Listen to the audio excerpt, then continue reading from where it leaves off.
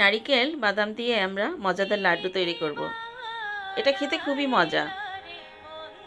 নারিকেল 1 কাপ, বাদাম 1 কাপ, চাল হাফ কাপ, গুড় পরিমাণ মতো, গুঁড়া দুধ হাফ কাপ, লিকুইড দুধ 1 কাপ, কিছু গরম মশলা, এলাচি, দারচিনি, ঘি। চুলায় কড়াই গরম করে তাতে আমরা এই বাদাম চাল একসাথে সুন্দর করে ভেজে নেব।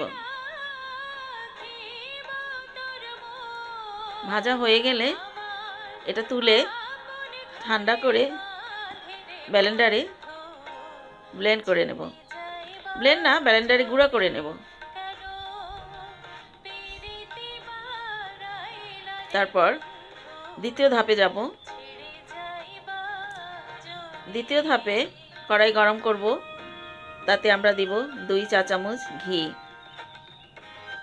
ঘিটা সুন্দর গন্ধ এবং স্বাদের জন্য। ঘিটা গরম হয়ে আসলে এতে দেব গরম মশলা 3 টুকরা, দারচিনি 3টি, এলাচ। তারপর গুড় দিব। গুড়টা জাল দিয়ে লিকুইড করে নেব।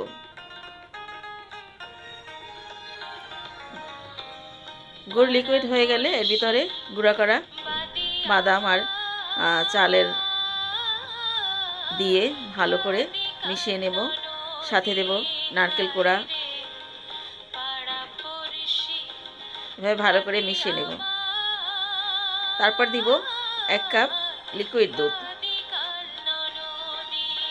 দুধটা দিয়ে সুন্দর করে মিশিয়ে নেব বাদাম চালের সাথে। একটু ঘন হয়ে আসলে তখন দিব গুঁড়া দুধ। গুঁড়া দুধটা অবশ্যই দিতে হবে। গুঁড়া দুধটা দিলে এটা ঘন হয় এবং টেস্টটা খুব ভালো আসে। এরপর আবার একটু ঘি দিব, 2 চা চামচ ঘি। খুব সুন্দর গন্ধ আসতেছে এখন।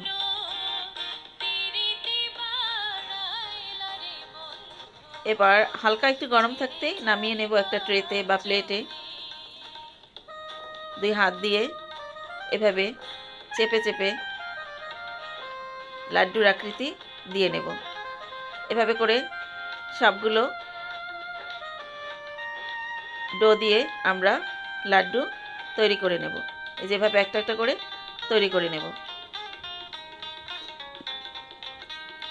এই লাড্ডু খেতে মজা, অনেক মজা, খুব মজা। ওয়াও, এই যে আমার বেবি বলছে অনেক মজা। বাই।